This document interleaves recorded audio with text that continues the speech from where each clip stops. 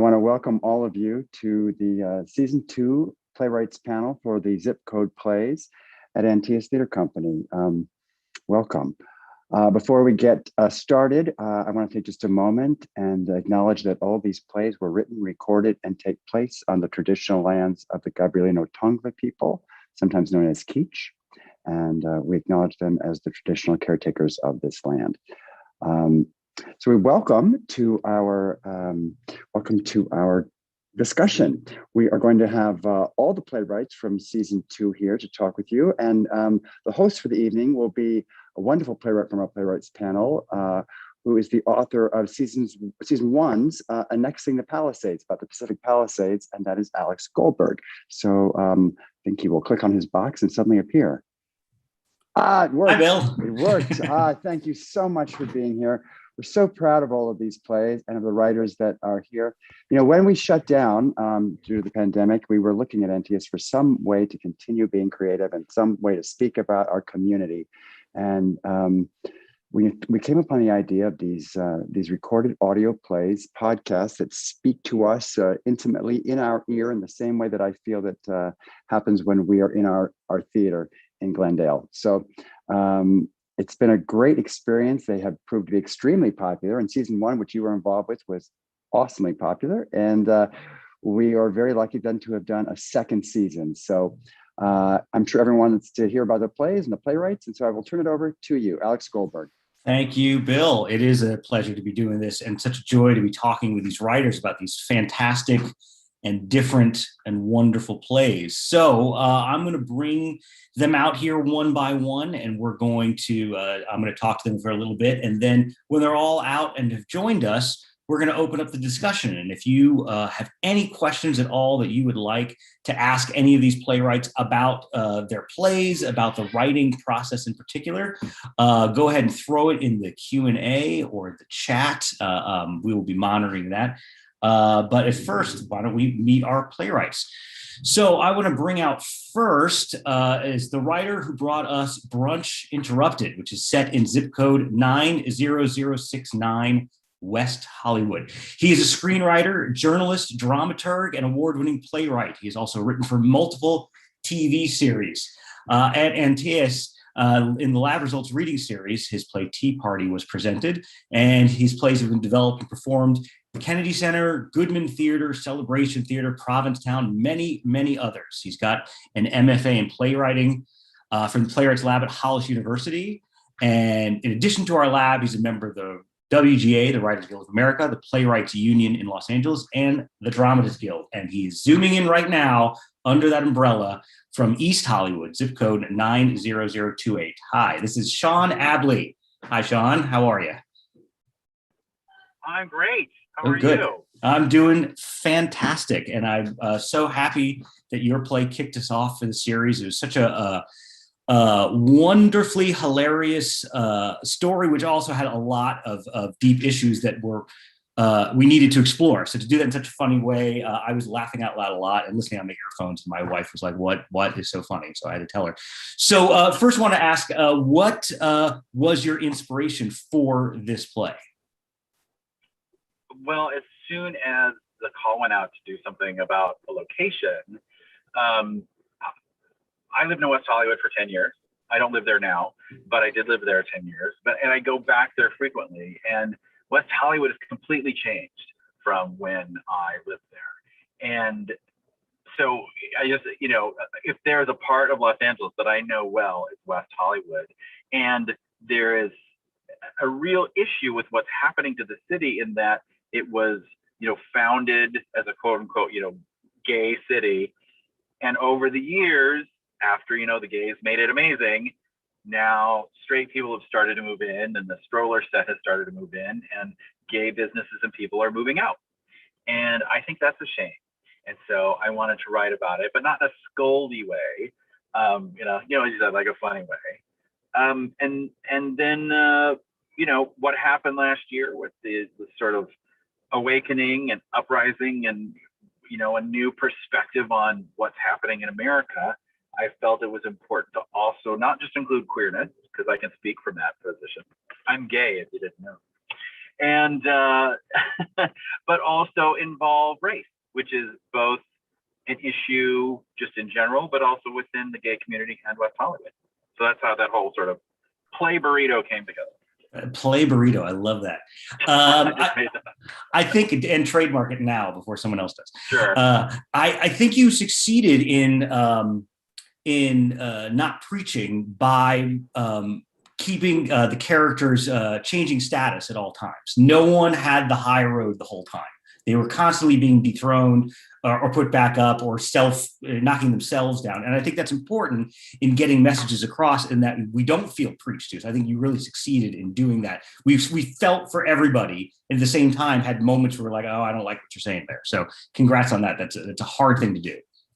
Thank you. I feel like as playwrights, we write our own truth, right?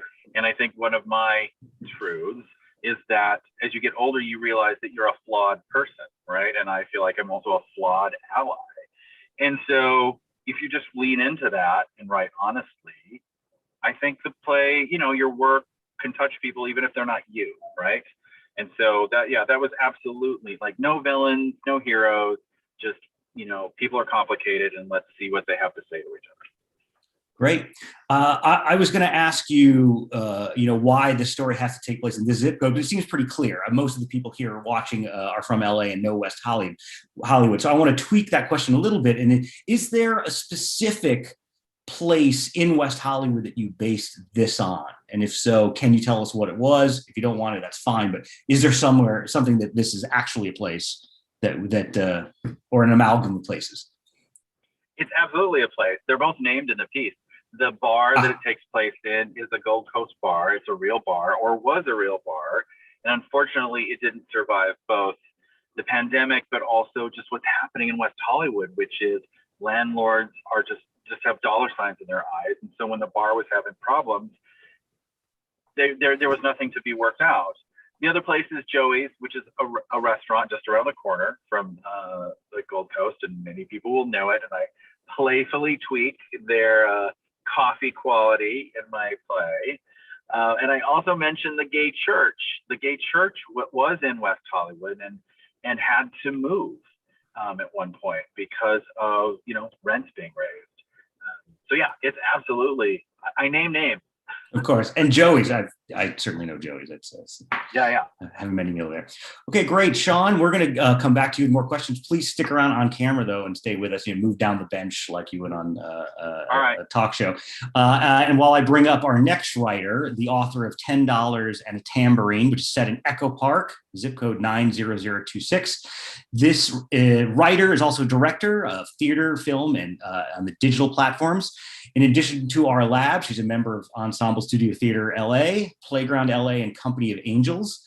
She has a lot of work produced and a lot of work upcoming, including at the National Black Theater in New York, Central Works in Berkeley, the Columbus Black Theater Festival, the Road Summer Playwrights Festival. She is the winner of the 2021 L.B. Williams Award at New Circle Theater and the 2018-19 Play LA Humanitas Prize. And while she lives in Inglewood, today she is calling from zip code 99686, where her play Down Home is being workshopped at the Valdez Theater Conference in Valdez, Alaska. Please welcome from Alaska, Mildred Inez Lewis. Hi, hey, Mildred. everybody. How are you? Thank you for joining us. I have to know, how's Alaska right now? Is the sun not going down? Or Valdez is fantastic. The weather is rainy and romantic. I feel like I'm in a Bronte novel. What is rain? I don't know what that is.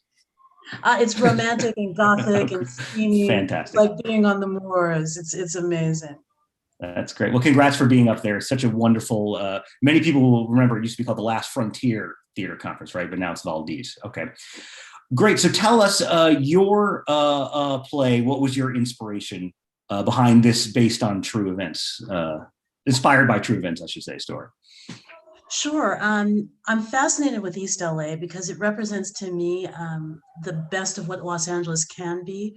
I think a lot of people forget that it used to be an African-American community. I think people forget that Cesar Chavez Avenue used to be Brooklyn Avenue, which was dotted with synagogues. So it's been a crossroads that's really similar to Ellis Island, a place where a lot of different people get their start and move south and move west. So I love the area. And I went to Echo Park one time and realized that it was a manufactured lake, and started to think about, like, what did it mean to sort of take a reservoir, put it there, and then turn it into a lake for the people. And at the very top of it, I saw Angela's Temple. And it's, Amy Semple McPherson had such an influence on Los Angeles. And so it was the desire to sort of get into her story, which isn't often woven into the story of how LA came to be LA. She was instrumental in starting the Foursquare domination, which is still enrolls millions and millions of people. A lot of people don't realize Echo Park was also a place where Black and Latinx people came to worship. It was also a place where spiritualists lived, and there was a strong LGBTQ community. And the last thing that made me have to write this play is the Keystone Cops used to drive their motorcycle into Echo Park Lake. I did not know that. That's great. I'm noticing already a trend already between these two playwrights, in that we're talking about neighborhoods that were settled, and I hate to use that word because that's not even accurate, but like created by a certain groups of people, and then were then either forced out or moved on, and then another group sort of made it iconic, which is very interesting and kind of says a lot about LA, because that's really what we, everything from the palm trees, which were imported to everything else is people make it their own. Now we know why this play had to take place in the zip code. That's where the temple is. So I'd love to push a little further. And what about her story made you go, that this is why I need to tell this one right now? What clicked in you that said, there's my play? She represents to me the multicultural fracture and promise of LA. She was mentored by a dude named William Seymour, who was a Black preacher who founded something called the Azusa Street Revival that went on for years and involved thousands of people. And people came from, as they still do today, to Los Angeles from all over the world, often having, broken dreams or reduced hopes. You think of the people in Hollywood, you think of the people downtown coming here to make it. We celebrate the successes, but the people who go on to middling careers, or the people who wind up in Skid Row, often kind of escape our attention. She was somebody who spoke to those people and did it. And so I'm so sorry for the noise. I'm like as far away as I can be, so please stick with me on this. It's fine, we're hearing you well. But she did it in such a way that that really inspired me. I met somebody who was about 86 who talked about the way that Amy Semple McPherson fed people during the Depression, clothed them, helped them find housing, and never made them feel less than. Never made them feel that they were grifting or that they were unworthy. She had so much dignity, but at the same time, she was Hollywood. Charlie Chaplin worshipped at Angela's Temple. She had the props from his theater company they used to borrow, the costumes they used to borrow.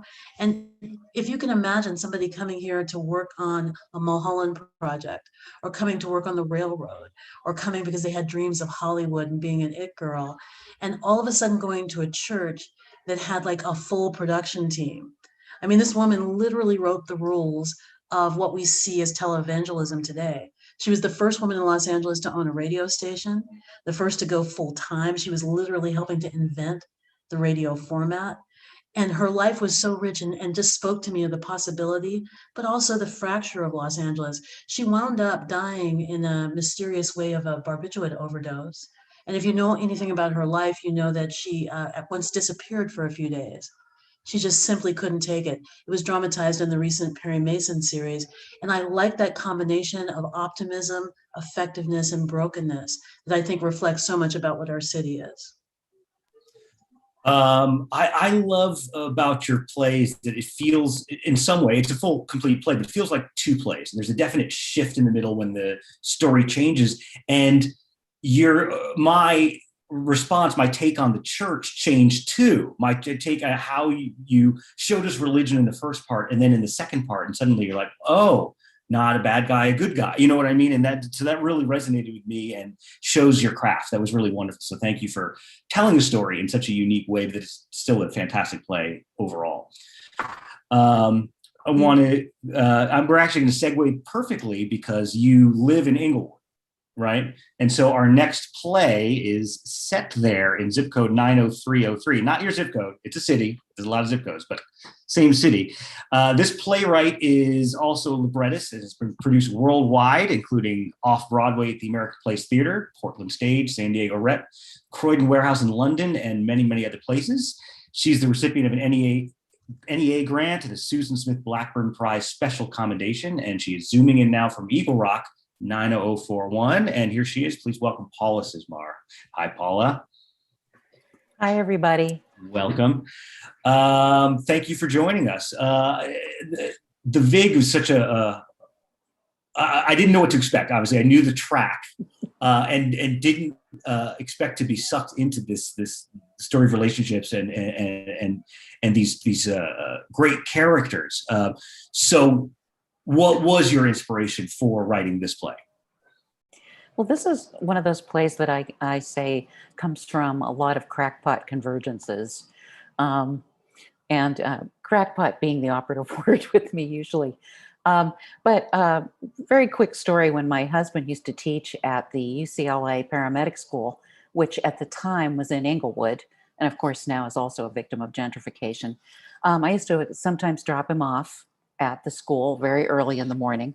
And because it was 7 a.m. and I didn't need to be anywhere else at the time, I would frequently get a cup of coffee and go and sit in the parking lot of the Target on Century Boulevard.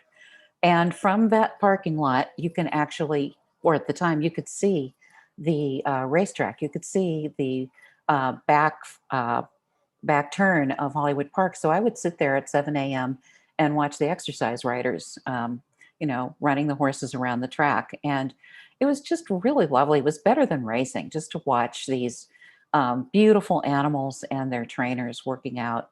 And this also reminded me that I actually have an uncle who ran away from home when he was 15. Literally was one of those crazy stories where he jumped on a boxcar and ran away from Youngstown, Ohio, as we do, because you run away from Youngstown, Ohio, which is where I'm from. So I thought, well, wouldn't it be interesting if, I actually used him in a story and made him lost. My family always knew where he was. He was Uncle Dixie, by the way, was his name. And we always knew where he was. And he would come home occasionally and bring a lot of laundry, and my mother would wash it. So it was like a classic, prodigal son story. But I thought, suppose I combine this, wonderful character from my own life with the racetrack itself, which has since closed down. And it's another one of those gentrification stories, another one of those patterns that you noted, Alex, in that a very thriving neighborhood suddenly, becomes targeted for some other use. And the people who live there are kind of aced out of the place. And in this case, Inglewood is a community of working people. It actually has not only a history of having Black residents, but also Japanese American residents. It was a very, very diverse city, not far from the airport. And it's an absolutely, to me, fascinating, wonderful neighborhood of just regular, working Angelenos. And I really wanted one of the zip code plays also to feature working Angelenos, because I think that's a part of the city that gets left out of the story so often. Anybody who turns on the television and watches something that's shot in Los Angeles frequently sees the Hollywood side, or they see the airbrushed version of LA. And I wanted to feature, as the instinct of many of the other writers, the actual regular people who lived here. So between the racetrack and my uncle and the blue collar people that were getting, kind of pushed out of their own neighborhood, to make way for a great big football stadium and condos and fancy restaurants. That to me seemed like a story that I really wanted to tell. Was it difficult to create this character based on a real family member that is, but isn't? I haven't had experience doing that yet, or so I'm saying out loud, so my parents, when they watch this on YouTube, know that that's the truth. But seriously, was this difficult? Not really, because I saw so little of him when I was a kid that I never really actually knew this man. I knew the legend, you know. I knew the Runaway. I knew that he actually worked at the Santa Anita track, and he wrote Sam's tip sheet. He was a bookie. He was probably on the lam from the law. Who knows? So I had to make it all up. But one of the things that we all can relate to, those of us especially who were not born in LA but are transplants from elsewhere, is that we came here because we wanted to get away from the things that were smothering us from the place where we're from. You know, we wanted to get away from the things that were not accepted by our families or our friends back east or in the Midwest or in the South or wherever we're from. And that's, I think, you know, the part of my uncle that I could relate to.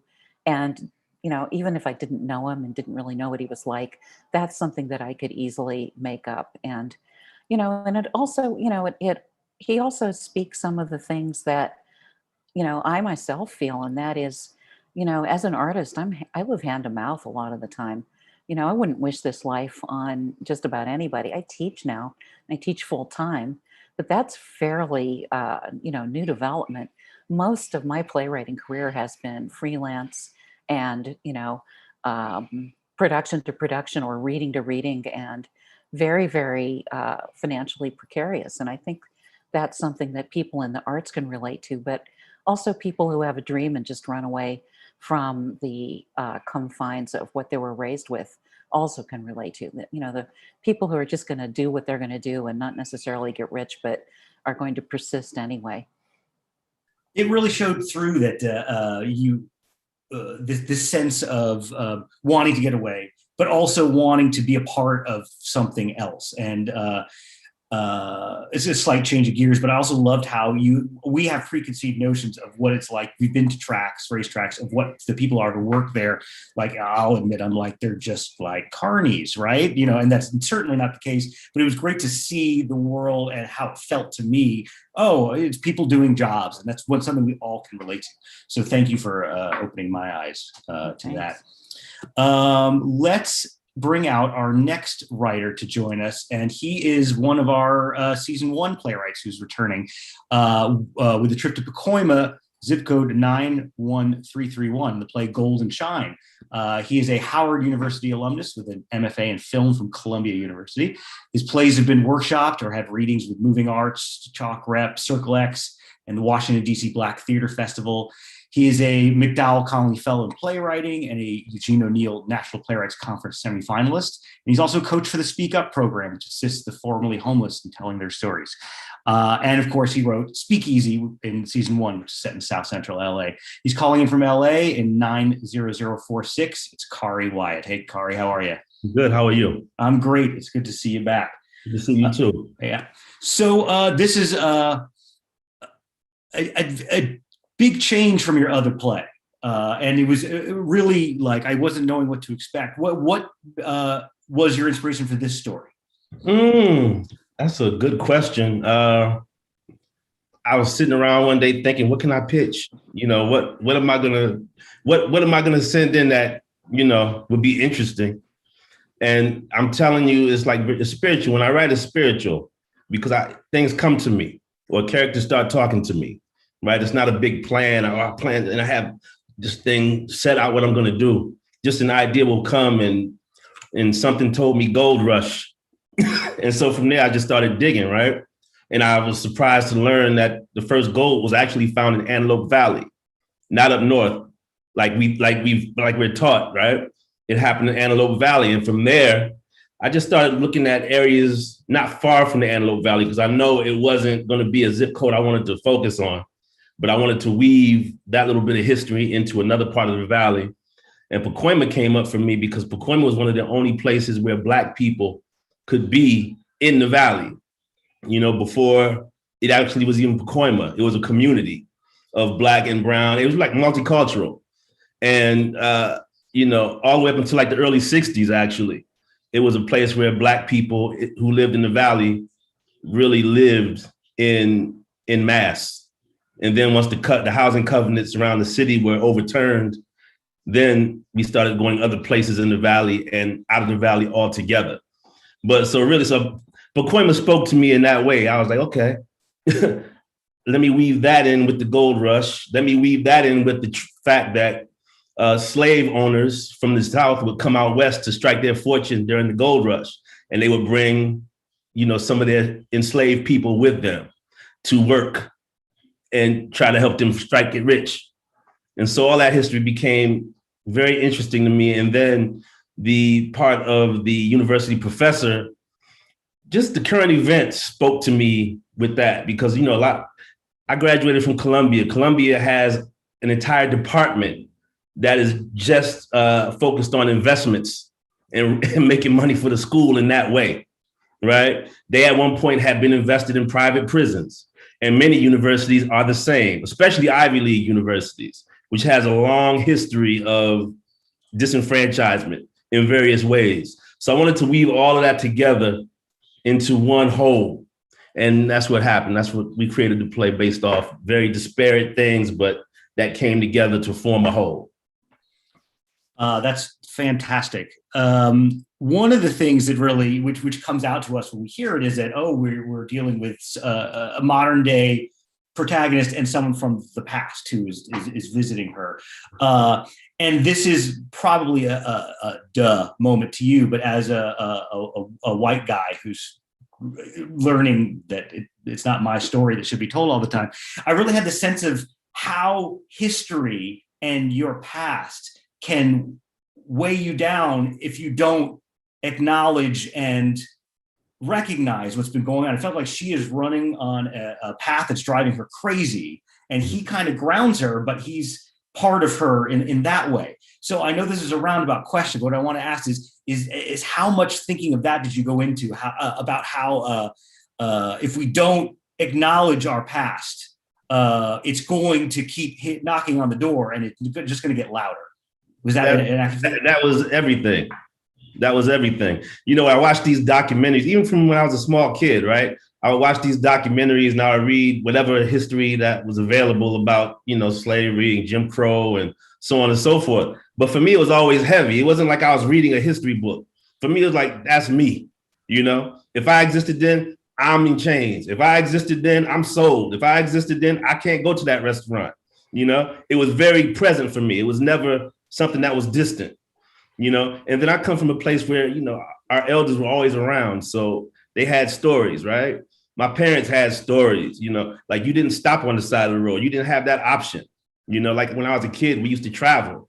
And I remember distinctly, we would go from house to house. So we go from this grandparent's house to that grandparent's house. And every house you go to, somebody would give you food. And then we go to an aunt's house. And then we go to an uncle's house.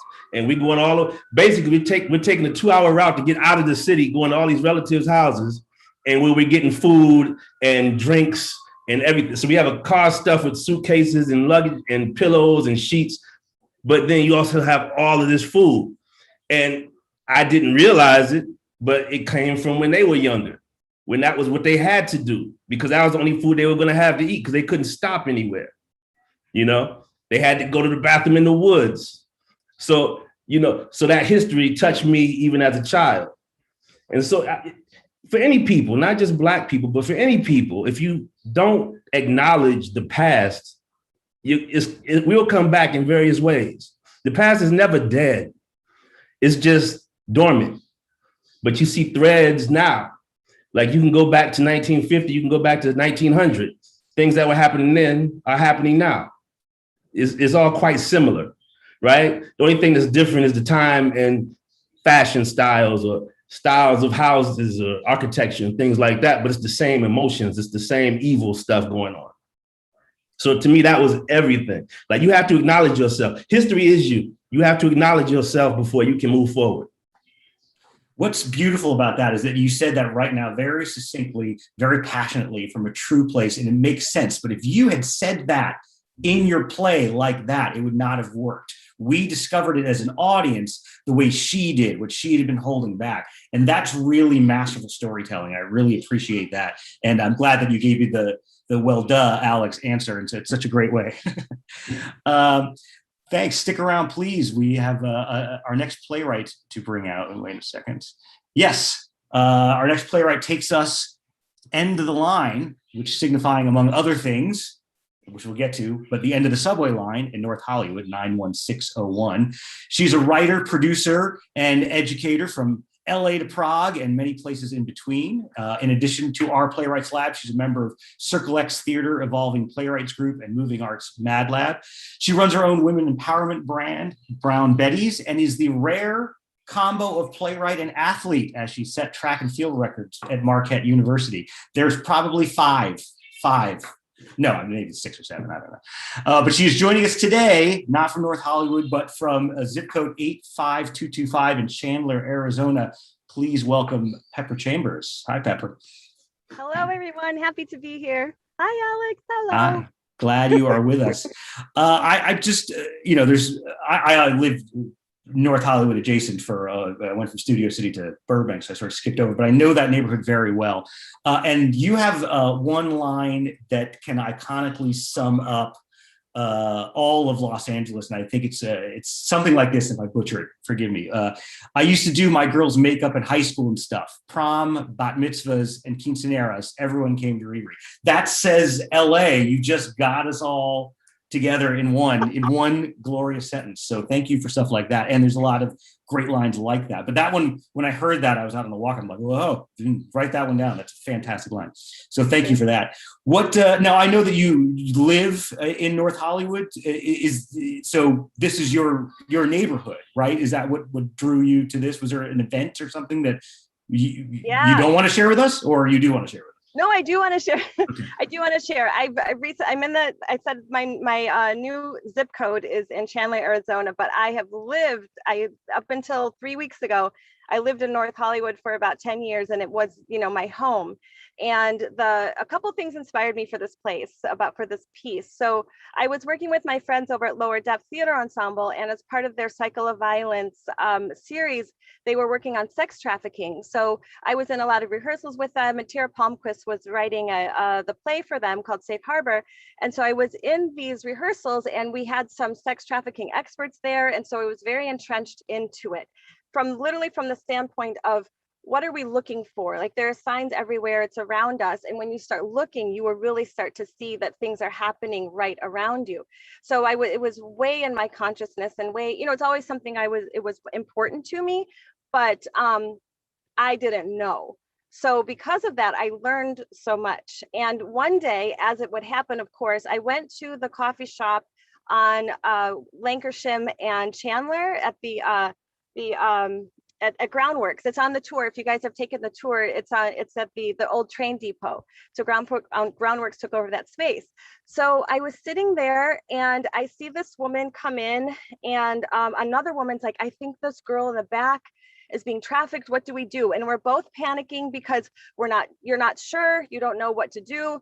But more than anything, you're not sure. And so I went and talked to her, and there was a man next to her. Like, do you want some coffee? So on and so forth. And I just kept talking to her, and I kept saying, like, do you need anything? Is there something I can do? And she kept saying no. And she's like, I'd like some clothes. So I went back home, I got her clothes. And then, so I gave her, as women, I gave her some tampons, and I put the sex trafficking hotline number in the tampons because I figured if anything, she would find it herself. So even recounting that, it's super emotional. And I was like, what are we supposed to do in these situations? And I felt absolutely helpless. But in the moment, which I put in the play, I'm like, am I helping her, or am I helping myself to feel better because I'm trying to save someone, on top of whatever she's going through? So that experience was incredibly powerful for me. And I wanted to highlight what's going on in North Hollywood, not just North Hollywood, but in our lives, people, this is happening. And obviously all of us, we use our art and our words to shine a light on what's going on. And that's what it was for me. What a terrifying encounter in that brief moment. Did you ever feel that you were in danger in this moment, or did you wait till you got home and were like, oh my God, what have I done? I did. I was worried. And that's what the experts say. They're like, you do not know who's watching. You don't know what's going on, and it's better for you, yes, try to do something, but there is danger, or there can be, put it that way, there can be danger. So I was worried that someone would follow me home because I live a block away from that coffee shop. I was worried that anything could happen. So yeah, I was there was that sense. There was, for me, there was, yeah. Which comes out clear in the play. You don't really know your neighbors. And they are your neighbors. The homeless community in Los Angeles is huge.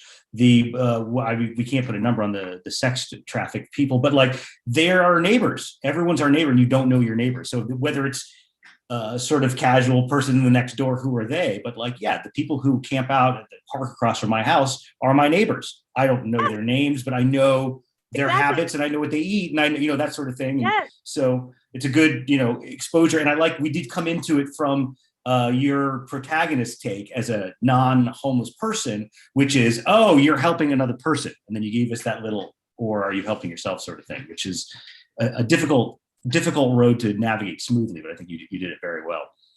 Thank you. Thank you. Why don't we bring our final writer up here, and then we'll have a little discussion. I know we're limited on time, but let's get a good conversation going. Our final writer brought us Bingo Bitches. She was born in LA's Chinatown and received her MFA from NYU's Tisch School of the Arts. She's a former newspaper reporter and is an amateur astronomer and volunteer at Mount Wilson and Griffith Observatories. She has been an adjunct professor at USC, UC Santa Barbara, and currently teaches at Boston Conservatory at Berkeley. And that is my kid yelling, no need to call the police, he's fine. Her plays have been produced across the country and across Los Angeles for decades. She is also a scratch golfer, so that athlete playwright thing, it's gaining ground. And she claims to make amazing pan-fried dumplings, but you're gonna have to prove that to me, Elizabeth. So calling in from where her play takes place, zip code 91754 Monterey Park, please welcome Elizabeth Wong. Hi, Elizabeth. You are muted still. You're still muted, so we can't hear you. Oh. There she is. That was dramatic pause. Very good. So thank you also for joining us, and what a great way to round out the series. You brought us to a neighborhood that not many of us know as well as the other neighborhoods, but clearly is close to you. How long have you lived in this neighborhood? How long? Oh, yeah. Since I was in junior high school. So how long was that? Do you know it very well then? Okay, that's what I was driving at. I know you don't need to give us the exact number. So are these people, so clearly the inspiration was people that you know. This is a world that you know very well. But what made you go, what made you go to the bingo hall? What said, this is the play I want to write about? Well, I like the bingo game because I know every community does bingo. Bingo games are everywhere. And pre-pandemic, ubiquitous everywhere. And I think nearly every senior center, church runs a bingo game. So, why Monterey Park? Well, because Monterey Park is where I live. So in that way, I do know it. The characters that I created, they're invented, but I do know them. Monterey Park is about 66.9% Asian, and I'm an American of Asian ancestry. So that all works out. And in the, with the math. And in the wake of all the anti-Asian hate crimes, I thought this would be my best chance to do something about it. Showcase Asian seniors, write a play that highlights and humanizes them through food, candies, family histories, through the music they listen to, the games they play, the tragedies they survived, even the clothes they wear. It all is part of the play that I wrote. So yeah. That's why 91754 serves as my playwriting, it serves my playwriting purposes best. So I thank Antaeus for the chance to make Americans of Asian ancestry more visible. And, thanks for letting me shine a spotlight on the best place for awesome food. I'm gonna have to go. One thing that you brought up that's clearly a cultural thing that's also mentioned, I'm Jewish in mine, is this sort of badge of honor of pain and suffering. Pain and suffering is real, But when time passes and you're able to process some of it, you like to make sure that everybody knows what you've gone through. And in your play, there's that competition: who has suffered, who's oldest, and who has suffered the most. And it's like, you think that's bad? Listen to what happened to me. How did you make that funny? Yeah, how do you make tragedy funny? Well, because I turned it into a competition. I mean, they're playing a game. So the next game to play is, who suffered the most. And so that's how I made it funny, because of course, genocide is not a funny subject. The play does talk about Armenian genocide, and it's just so serendipitous, because then President Biden has acknowledged that the genocide did take place, and only fairly recently. So not that I'm prescient, I'm not. I don't have a crystal ball on what happens with this, but a lot of people have worked a long time to achieve that acknowledgement, because as Khari has brilliantly said, if you don't acknowledge your history, well, you can finish that sentence. You're doomed to repeat it. So, so it's important to remember. And the adjacent community to Monterey Park is Montebello, and there they have a very large Armenian community, much like Glendale, where Antaeus is based. And they got together, and there's a Armenian Holocaust, Armenian genocide memorial there. A lot of people don't know about it. There's a sign along the 60 freeway where that's the only first time I ever, knew that there was one. So it's very quietly gracing just the entrance to the golf course there in Montebello. But I wanted to,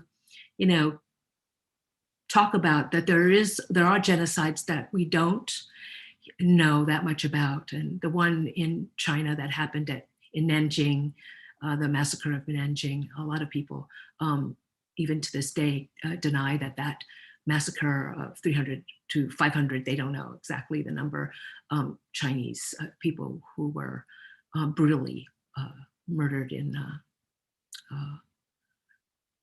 during the Japanese invasion, World War II. So we had a lot of, these two communities had a lot in common through their suffering. And I wanted to be able to find a way to bring this to light, so we should never forget, but also use it as a touchstone for these two, for the women in the play to be able to acknowledge their pain. I know that doesn't sound so funny, but hopefully the play finds a delicate balance to making a nod towards to the suffering, and it's a part of the community here, because as I said, there are people here who were survivors of that Holocaust and that genocide in China. So I wanted to kind of acknowledge that. That's part of your great skill. I mean, you have dueling genocides that are not funny. It's never going to be funny, but you told it in such a way where we're laughing with the characters, and then we're like, oh yeah, that was a really dark time. But then we roll and we keep laughing, but we're not walking away from the play forgetting about genocide. We've got it right there. And in your response, I would like to point out possibly the most Los Angeles sentence of the entire evening. You said something about that there's a very moving memorial or statue right next to the golf course. I think everywhere in LA, there's something really lovely that's golf course adjacent. So what I'd like to do now in our remaining time is I'd like to open this up to questions from the audience. So if you wanted to write some questions in, I'm going to put it in the Q&A box down there. You can chat it to us. The Q&A is fine. Either way, I'm going to be looking at it, but I also want to open up right now to the writers. If anyone here wants to ask any question to any of your fellow cohorts from season 2, and to do it publicly, now is the time. So anyone have any questions while I start looking at our questions from the audience? Yes, I see a hand. Mildred, are you? Yeah, I wanted to ask Khari why it is that so many people forget about North Los Angeles, just in general. I think because it's far. I think a lot of people don't even go in that direction, right? If you're going that direction, you're on the 5 and you're going past it to go ski or to go to San Francisco Bay Area. I don't think people even think about Antelope Valley. I don't think people think about Pacoima, Cizmar, all of those little towns, out that way. So, so for that reason, it was also a good thing to incorporate Pacoima, especially with the history. There was in the play I talked about the Joe Louis homes, and those were things that were built for Black families in the 40s, and that people lived in up until like the early 60s, like I said, before the housing covenants were overturned in other parts of the city, and they moved out of Pacoima, out of those houses. So I just think people don't generally go to those unless you live there. People don't go. Like I haven't been there but 2 or 3 times myself, and I've been in LA 20 years, But I just think that they're forgotten because they're so far away from everything. There's nothing there that's sexy, You're not going to a game. You're not going to a theater that's having a Broadway production of some play. You go there, you live there, you work around there, you go to school there. You've been there, your family has been there. It's just basic life. Great. Come back to Paula's going to ask a question, but I want to go to one of our audience members' questions. Bess Petlack, very good question. Knowing that, this is for all of you, knowing that the plays were going to be audio plays, how did you approach writing this differently, or did you? And I'd love to hear briefly from whoever wants to jump in on this one. Whoever unmuted first, I'll take. Sean, go ahead. It's interesting because I didn't think as much about it when I was writing my first draft, but when I had my meeting with our sound creator, I don't want to say editor, I went back and did another draft on his advice with he made me reconsider so many opportunities to have sound as an added bonus to this piece. Which was really sort of opened my mind to it, and now I want to do it again. Yeah, sound is present in all plays, but when you're dealing in a medium that is only sound, it really we tend to overlook that. I had the similar experience as you. The first draft of mine, I'm like, what have I done? I blew the opportunity, but then you go back and you work on it. Anyone else want to jump in on this question? I should also say his name, Jeff Gardner. Jeff Gardner, yes, of course. Jeff, who did the wonderful sound design on all of our seasons so far. Paula. Yeah, in my case, one of the reasons I picked Hollywood Park was because I could hear the sound of horses' hooves in my head, and I thought, oh, that will be fun.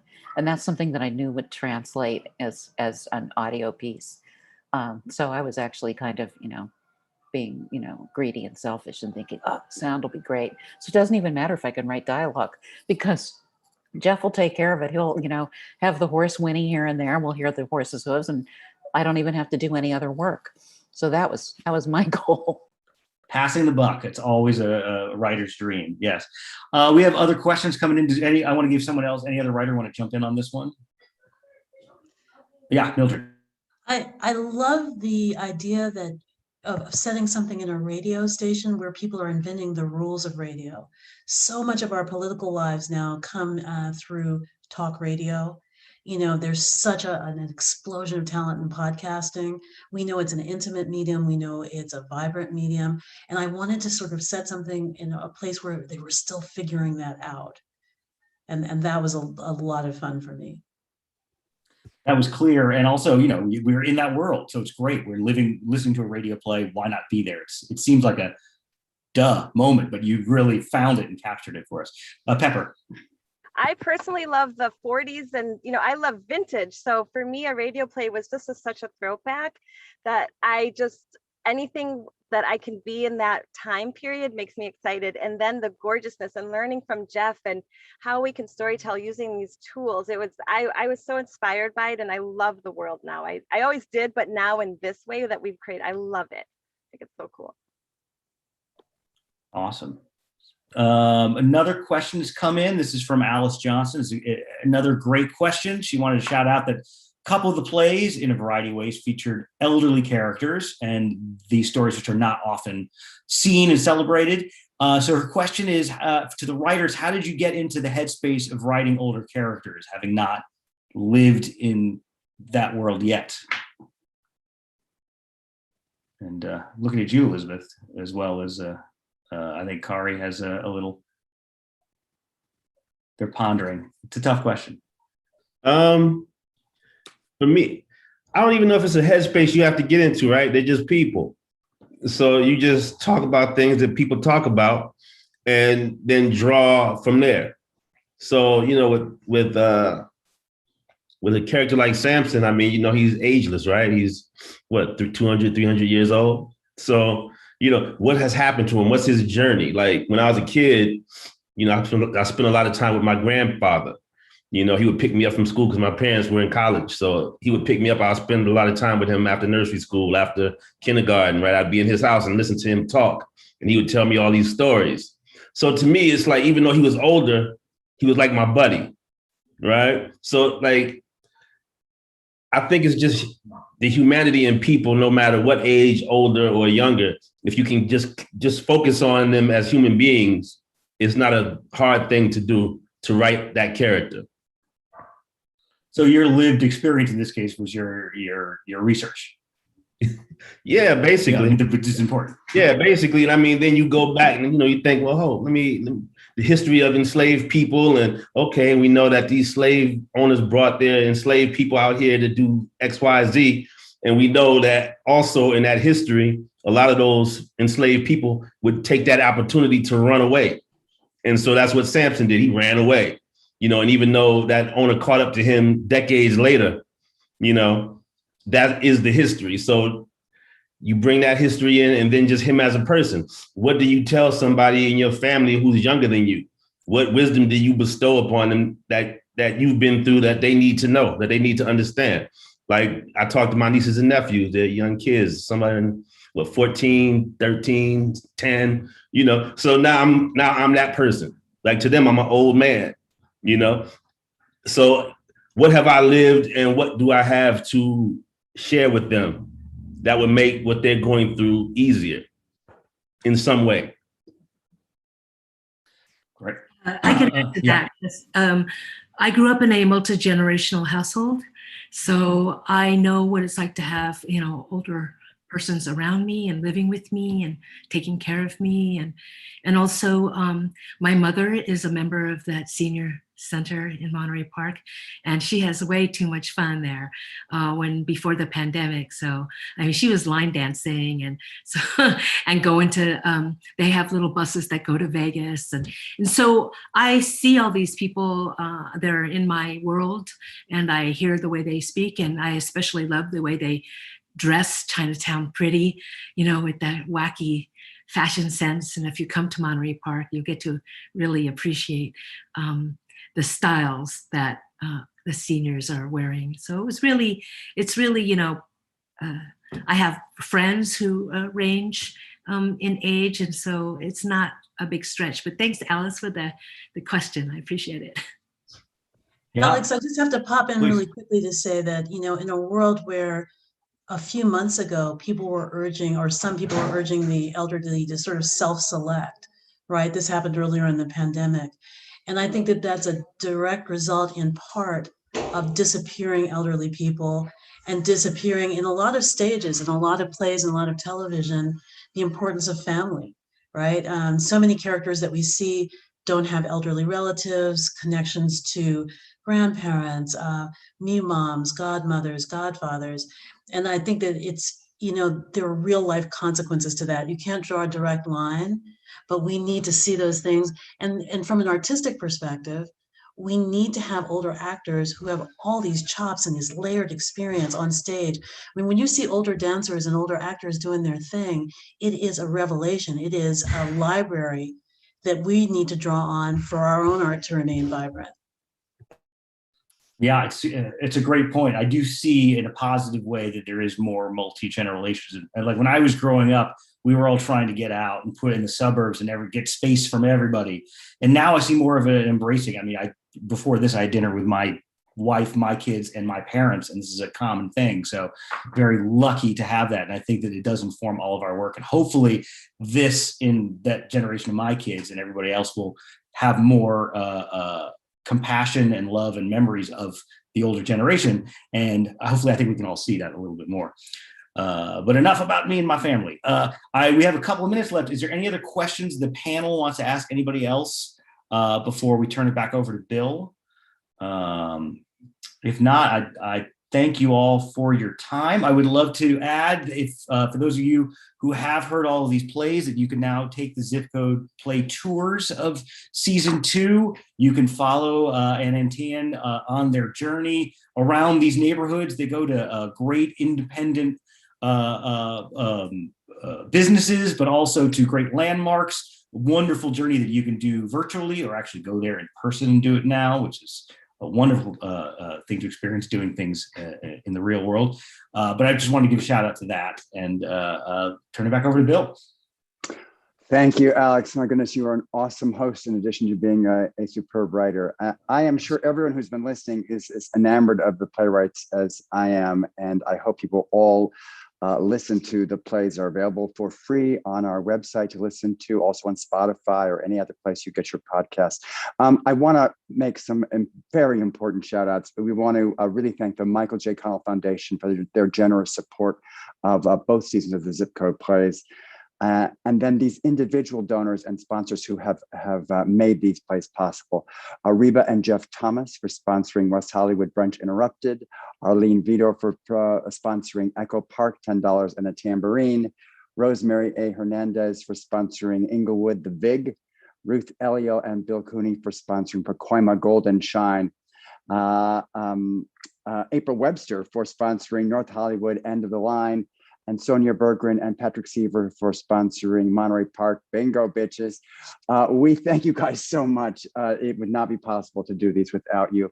You writers, thank you so much for joining us and giving us your time and a look into the creative process. We all, without you guys, there's nothing. It all starts on the page. So thank you so much. Alex, thank you again. Thank you everyone for coming tonight. Look forward to more and more of these, I hope. We really appreciate it. I'm Bill Brocktrop, Artistic Director of the Antaeus Theater Company. Wishing you all a happy and good night.